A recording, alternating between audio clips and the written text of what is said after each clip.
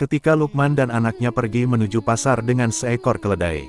Awalnya, Luqman naik di atas punggung keledai, sedangkan si anak mengikutinya dengan berjalan kaki. Luqman kemudian dicibir orang, karena membiarkan anaknya berjalan sementara ia naik keledai. Setelah itu, Luqman memilih turun dan menaikkan anaknya di atas punggung keledai. Ketika melanjutkan perjalanan, orang kembali mencibir dan mengatakan bahwa sang anak kurang ajar karena membiarkan ayahnya berjalan kaki. Luqman pun naik, dan bersama-sama mereka melanjutkan perjalanan di atas keledai.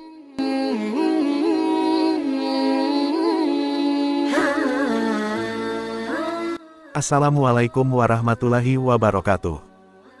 Kembali lagi di channel FM Official, jangan lupa like dan subscribe. Kali ini kami akan membahas sebuah kisah dalam Al-Quran surah Luqman.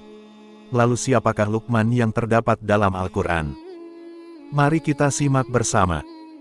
Luqmanul Hakim, atau dikenal sebagai Luqman Al-Hakim, adalah tokoh bijak yang disebut dalam Al-Quran. Kisah Luqmanul Hakim termaktub dalam surah Luqman. Meskipun tidak dijelaskan apakah Luqman adalah nabi atau bukan, beliau diberi gelar Al-Hakim, yang berarti yang bijaksana.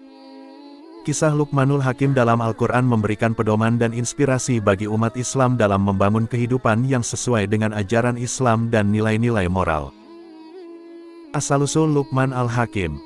Mengenai asal-usul Luqman Al-Hakim, para ulama dan sejarawan berbeda pendapat.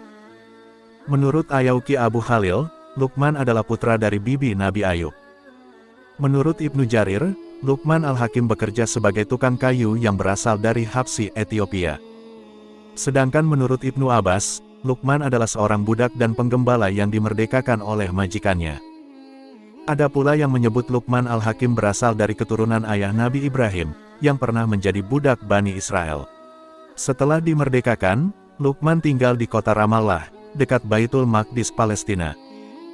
Riwayat lain menyebut Luqman adalah seorang hakim pada zaman Nabi Daud.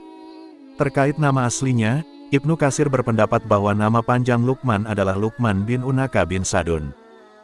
Sedangkan secara fisik, sebuah riwayat mengatakan bahwa Luqman adalah seorang laki-laki berkulit hitam dan berbibir tebal. Kisah keteladanan Luqman Al-Hakim. Meski terdapat banyak perbedaan pendapat terkait asal-usulnya, Luqman Al-Hakim selalu diceritakan sebagai sosok yang hatinya bersih, akhlaknya terpuji, dan tutur katanya penuh hikmah atau kebijaksanaan. Kisah Luqman Al-Hakim begitu terkenal, terutama nasihatnya kepada sang anak yang bernama Taran. Salah satu kisahnya yang paling terkenal adalah ketika Luqman dan anaknya pergi menuju pasar dengan seekor keledai. Awalnya, Luqman naik di atas punggung keledai, sedangkan si anak mengikutinya dengan berjalan kaki. Luqman kemudian dicibir orang, karena membiarkan anaknya berjalan sementara ia naik keledai. Setelah itu, Luqman memilih turun dan menaikkan anaknya di atas punggung keledai. Ketika melanjutkan perjalanan, orang kembali mencibir dan mengatakan bahwa sang anak kurang ajar karena membiarkan ayahnya berjalan kaki. Luqman pun naik, dan bersama-sama mereka melanjutkan perjalanan di atas keledai.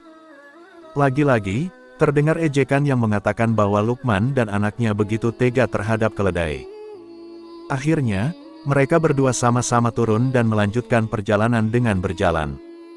Namun, mereka kembali diejek dan dianggap bodoh karena memiliki keledai tetapi tidak dinaiki. Luqman mengajak anaknya terus berjalan sembari memberi nasihat yang sangat bijaksana. Ia mengatakan bahwa hidup tidak akan pernah lepas dari gunjingan orang lain. Menurut beberapa riwayat, Luqman Al-Hakim bukanlah seorang nabi atau keturunan raja.